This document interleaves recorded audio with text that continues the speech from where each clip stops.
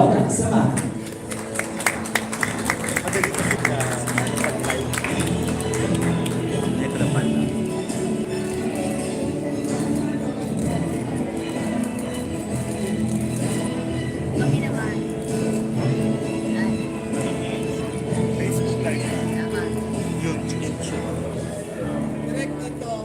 Nagkaka-ads ka sa'yo.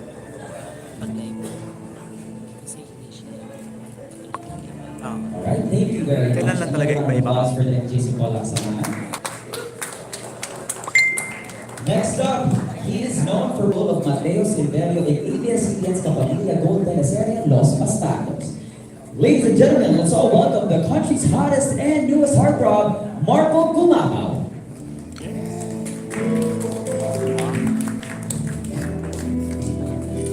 Ang isang box.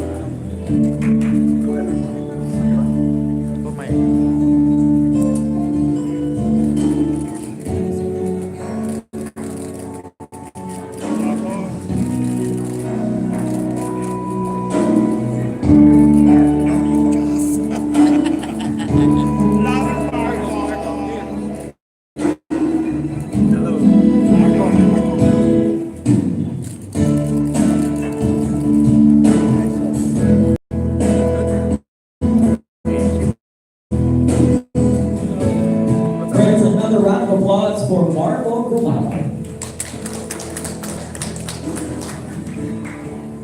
Last but definitely not the least, she has been a part of the country's most loved noontime show, It's Showtime.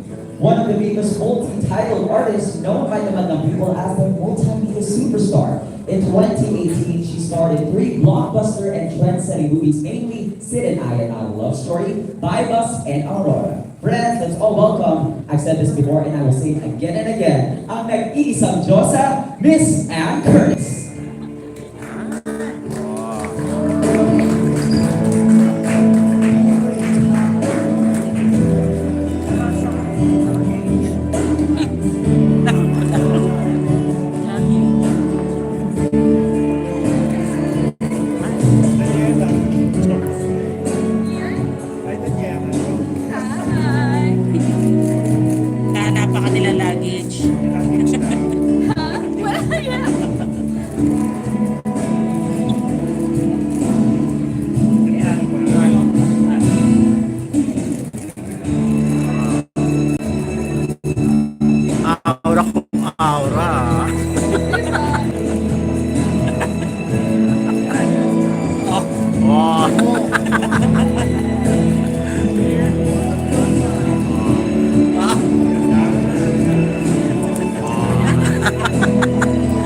Once again, Miss Ann Curtis.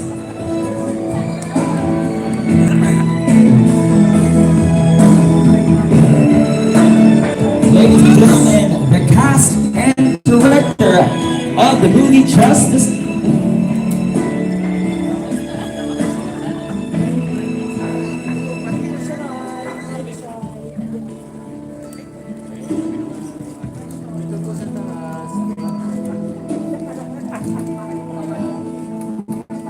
And don't forget to use the hashtag JustAStrangerMediaCon for all of your photos and videos. And don't forget to tag us on Twitter and Instagram. That is Viva_Philippines.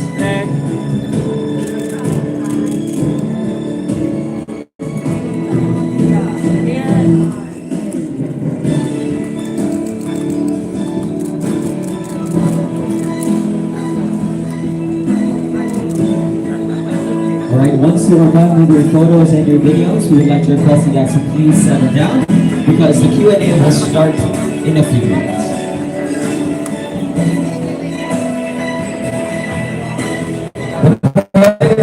Questions and your videos, your cameras, your recorders, because the Q&A will start in a few.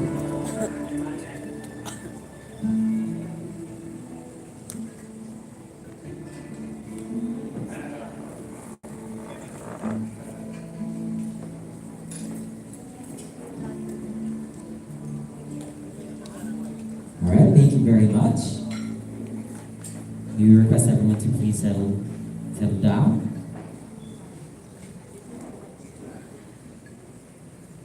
Alright, right, so to facilitate our question and answer portion, may I request Ms. Ian Farinas here?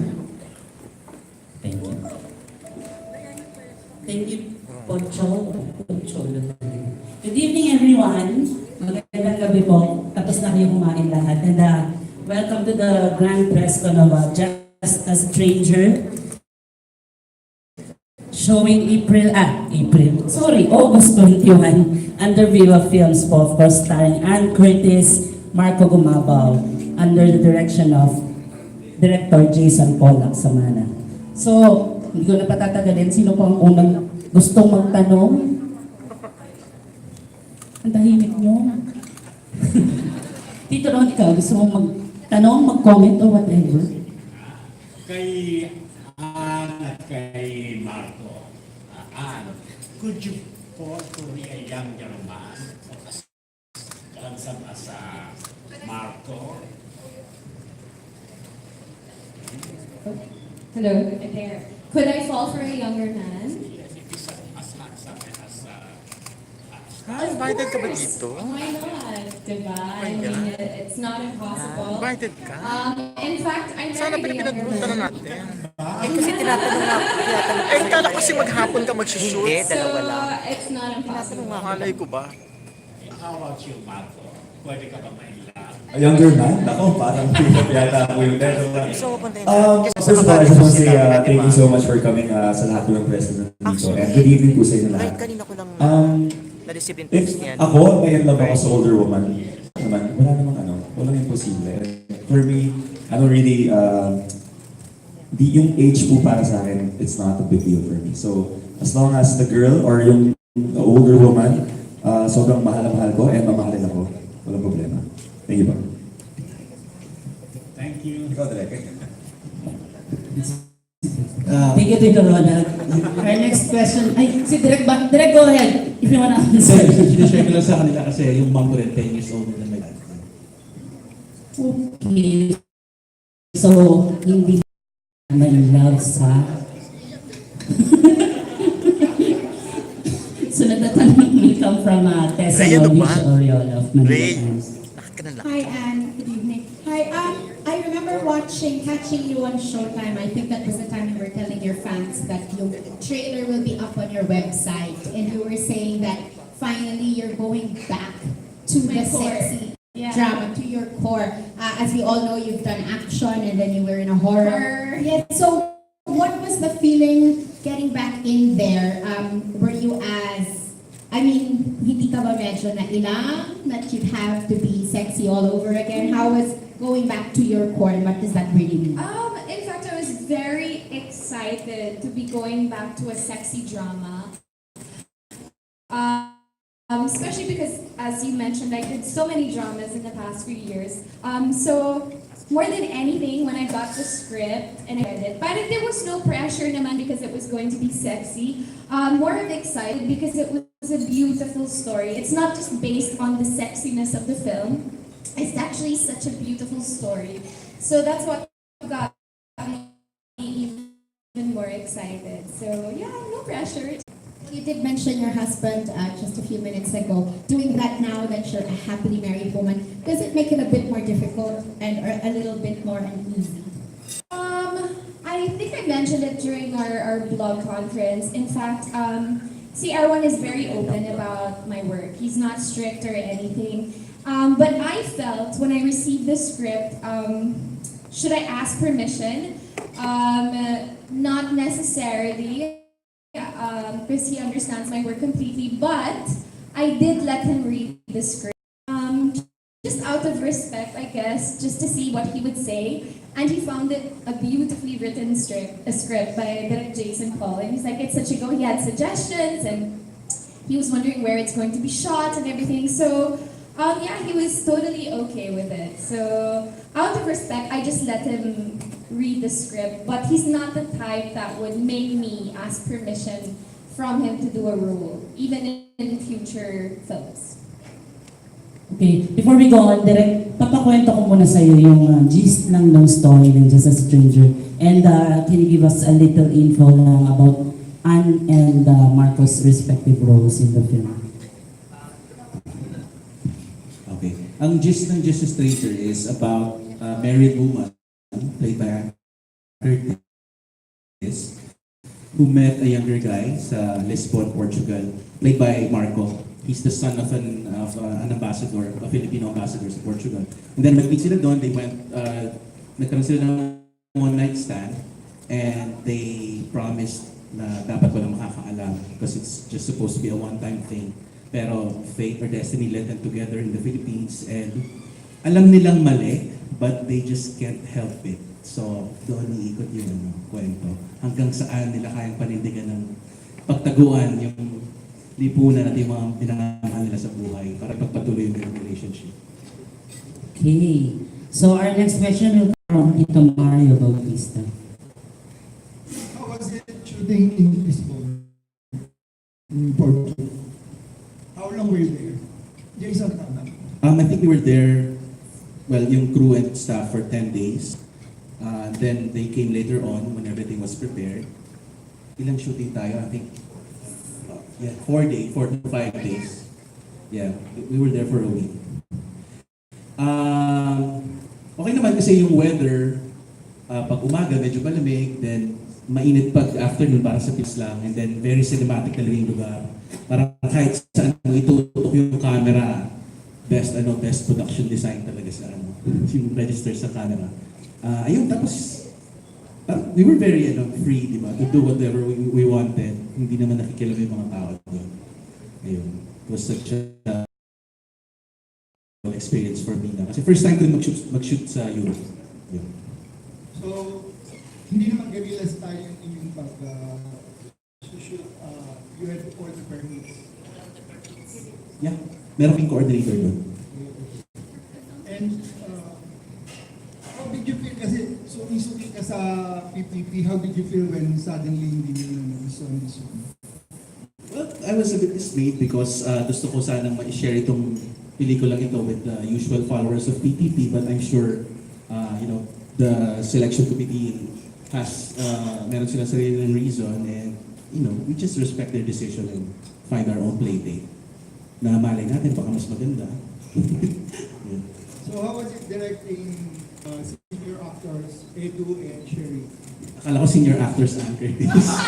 Kasi bata pa na ako, napapanood ko na siya. Sabi ko nga, di ba, pala, bebote nga, days pala.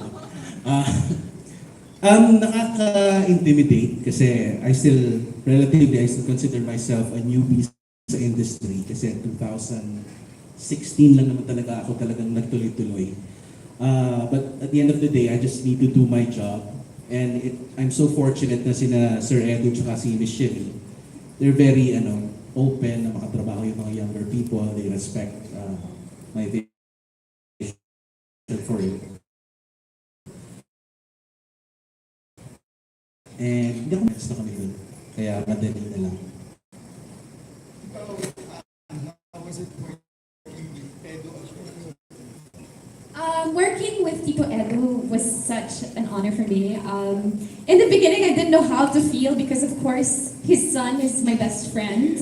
And then here he plays my husband. So I didn't it was quite a laughing moment when we did our first shooting day. We had a lot of fun, but he made me feel comfortable right away. He's a superb actor, so there's no awkwardness actually when we started filming. And I hope that one day I actually get to do a full-length film with him. With Tita Cherie, I've worked with her years ago for my Bukas Pa, a Viva show. So it was nice to be reunited with her. She's always such a joy to work with and always fun to have conversations with. I mean, she has so much wisdom to share. So it was a nice little reunion with Tita Cherie. Last year was really busy with you with 3 movies, and you got nominated in some of them, and some of them even won awards. But this year, bakit parang biglang nag-slow down? It's already July bago makipalabas itong first movie mo. I think, well, we filmed this naman fairly early on. At least we weren't pressured that, we just have 3 months to film and then it's going to be aired, it's going to be shown right away, which I think is the proper way of filming.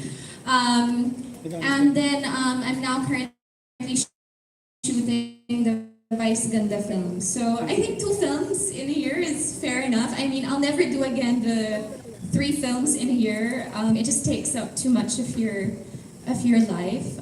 I think at least 1 film a year, or maybe 2 films. But I'm happy that I got to experience the 3 films in 1 year. But I don't think I'll ever do it again. And meron ka ulit sa Philippines. Meron ulit with Vice naman. So that's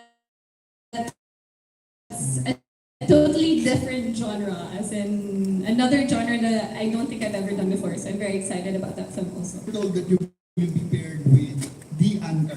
Oh, syempre. Well, I was super, actually po, I was at home. I was watching TV, as I can remember. And then my RM from Viva calls me, and siya po yung sobrang excited. And basta sumisigaw lang siya over the phone, and hindi ko alam kung ano yung nangyayari. Akala ko may nagawa akong masama, or may kalokohan na naman akong nagawa. So, then she told me na parang, sabi sa akin, Koy, partner ka ni Anne. And now, first, hindi ako mapaniwala na, sabi ko, what do you mean partner? Like, what kind of movie or like that? So, she explained it to me, and at first, I was really in shock. Sobrang gulat na gulat po talaga ako. Pero, kasi we worked sa Aurora, pero sa Aurora, it was really, it's way different from Just a Stranger.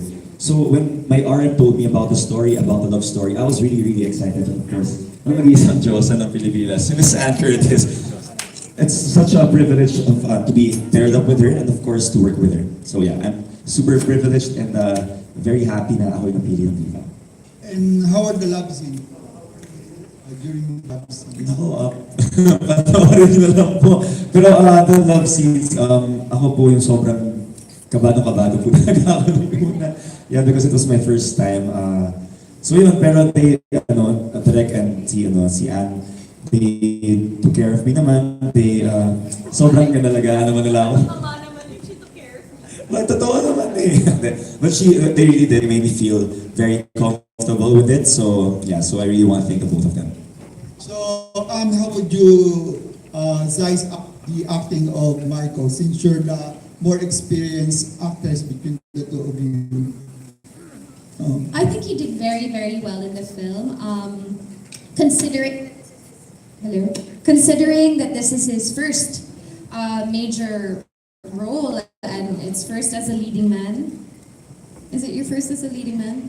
So for a film. So I think he did extremely well. Of course, under the eye of Direk Jason Paul, they did workshops, and even on set, he was really guiding Marco. So when I was dubbing the film, in fact, I got to see how well he did on screen. I mean, all the nuances, they're there. So, ang ganda ng binibigay ng mata niya, and you'll see that in the film. Jason, hindi ka ba nahirapan directing him? Kasi nasanay ka sa mga JC Santos, mga ganun. Tapos, Marco, ang ninawakan mo sa, how was it? As director